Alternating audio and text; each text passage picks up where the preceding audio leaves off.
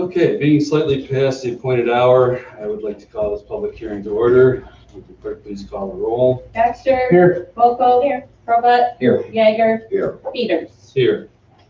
Being this is a public hearing to discuss any public input into the Charter Spectrum franchise agreement, the floor will be open. We have Lauren Kelly, a governmental representative for, is here from Charter, actually. You can say Or whatever, Spectrum, other than either Time one, Warner, whichever. you can say Charter, you can say Spectrum, but yeah, Charter Communications, the brand is actually Spectrum. I mean, we've had several meetings, so I probably should open it up to the board members to ask any questions they would have at this point. Have at it, go ahead. What is your plans for future expansion? So, I'm not sure who has seen the list that I provided, you with Supervisor Peters. But I did there not are- disseminate that. He said Okay. it was, Oh, it's okay to share with the board, I'm sorry. Oh, But yes, okay. in any case, so I'm sure you're familiar with the New York State build-out expansion project. That's happening right now. That's what we've been focusing all our efforts on. That's the settlement that we agreed on with PSC back in September of last year. So I believe there's, 40 or something, homes in the town of Hamlin that we are essentially, hooking up for free as part of this New York State build-out expansion. I know that doesn't sound like much, but, your town is relatively, built out. As far as any further projects, if we can take advantage of any funding, we're always looking for opportunities to take advantage of any federal funding, state funding. And then, we would love to see everyone built out, but we can't, obviously do it all on our own dime. So what we do is we're happy to work with you, the supervisor of the town. If you have constituents that, call you and say, hey, I don't have service, kids at home, they need, virtual learning, we totally understand. We can conduct a survey. We're willing to go out and do that, quickly. And it will just be some cost usually to, to the customer. And then, we do put in our cost as well, just to hook them up. If they're not serviceable now, in Monroe County, chances are it's, it's for a reason. They're so far from the right of way, older poles, and there's a lot that goes into it, not just the digging of the trenches and things like that, but the pole applications. And that can be like 30% of the cost right there. And we don't own the poles most of the time. So we're waving a nice side and others. So I know that was a long way to answer your question. We're always looking for more opportunities. This project will come to a close in less than a year. We have until next September. I will continue to send updates if more homes are added in the town of Hamlin. But we'll continue to work with you. Anytime there's anyone who calls you, and we can, there's also a number online that they can call if they're not serviceable, and they can go from there. What's the percentage now of homes that are receiving that service? In the town, I'd have to check. It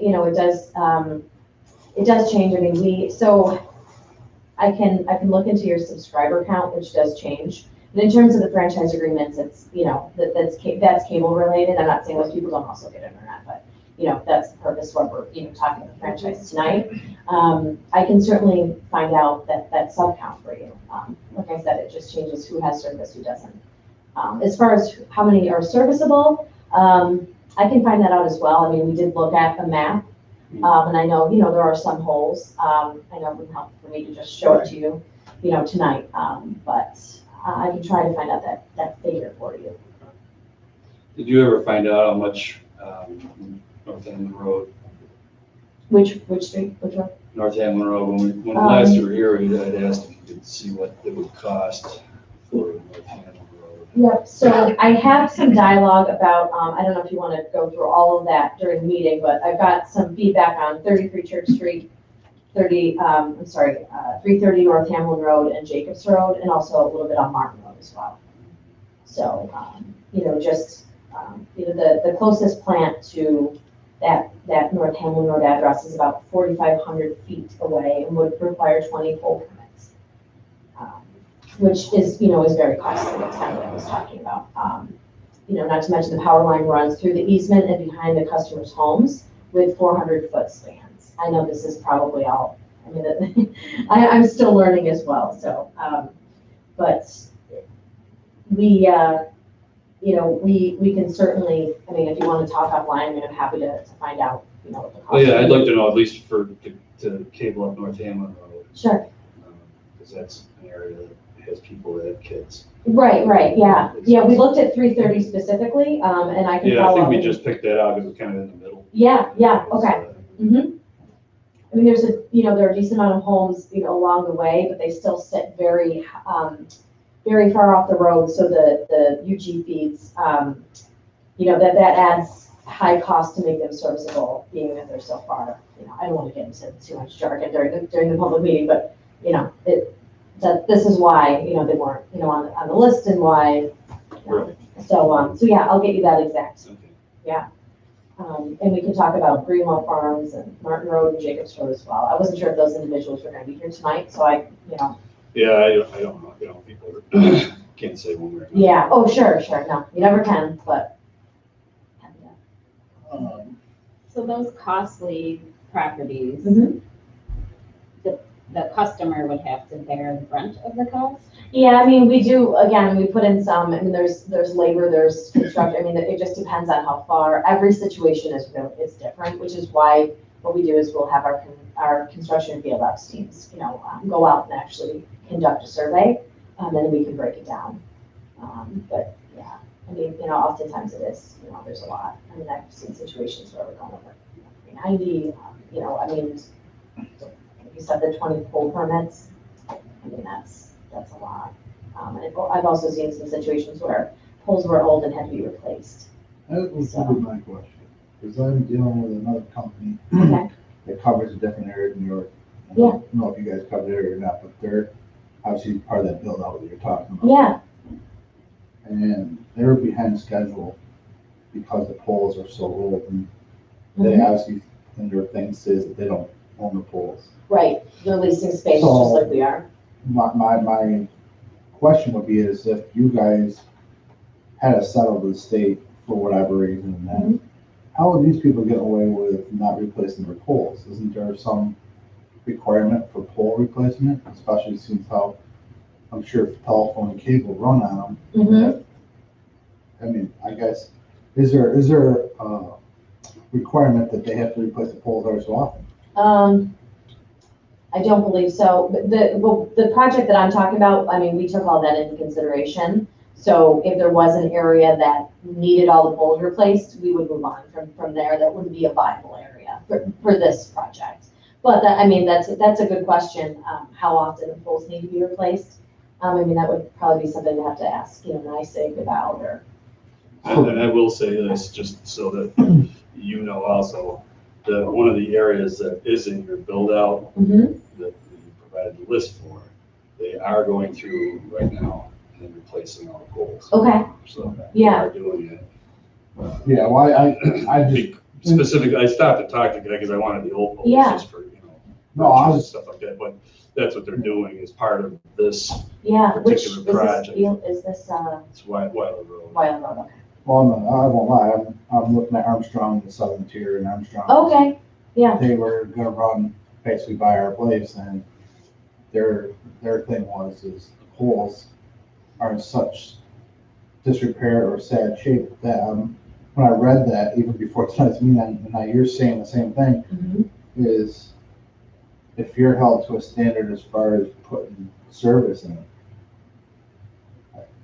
of no requirement that they have to abide by for replacement poles. No, I'd Because have to that- look into that. So that is the reason why sometimes you guys can't build out is because of the poles.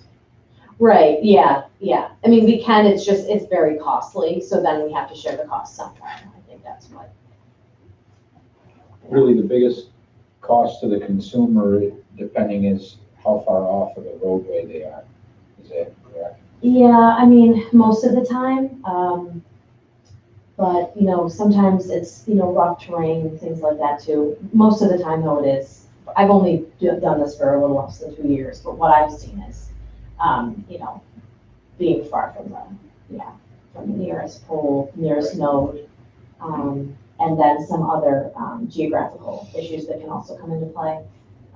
You know, if you're near a body of water and that's the only, you know, I mean, we've got to go under it, we've got to go around it, you know, just kind of like the common sense things really that you could think of. I mean, there's so many factors. Yeah, the southern tier is tough. There's a lot of poles there. I represent that area as well, most of it. So. Yeah, I contacted a wireless and they want me to cut down a beautiful oak tree. Oh, That's not happening. yeah, right. It's weird how wireless works. Yeah, It's a straight shot. yeah, it is, yeah. So, Any other questions about this agreement in particular? That's what we're.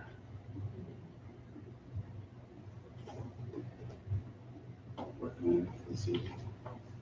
And I mean, just a quick overview. I mean, this is a, you know, standard renewal. You know, we just had the change in the term from 15, which is our suggested kind of template timeframe, to 10 years, which we're absolutely fine doing. You're at 5%, which is the maximum franchise fee. Nothing else has changed. This just looks a lot different than the franchise agreement that, you know, expired back in 2012 because it was an older agreement. We had our legal, when we did the merger with Time Warner, we had our legal folks look at it, and there's a lot of antiquated language that just doesn't, it's not good for a municipality or us. So it protects both of us, kind of putting this in this new document. That's just why it looks so different. I'm not saying that you're like reading the old agreement at night or something for fun, but if you happen to have it in front of you or you've looked at it recently, it's, you know, it's quite different. So I just want to mention that. Otherwise, you know, just a standard renewal. It is standard. I've read other ones from Yeah. other towns, so.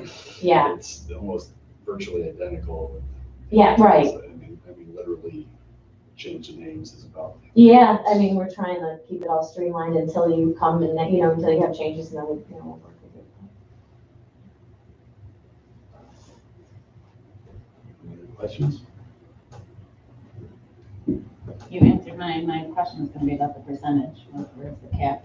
What Sit the- 5, yeah. Well, seeing as there's no other input or questions, I would take a motion to close the public hearing. Second. Baxter, yes, Volkel, yes. Robot, Yes. Jaeger, Yes. Peters. Yes. Okay, thank you very much. Thank you, everyone. Thank you, Supervisor. Thanks for having me. Yeah. So I will, I'll send you an email tomorrow and we can talk about the details. Okay, I'm so sorry, I forgot we're still on. that's okay.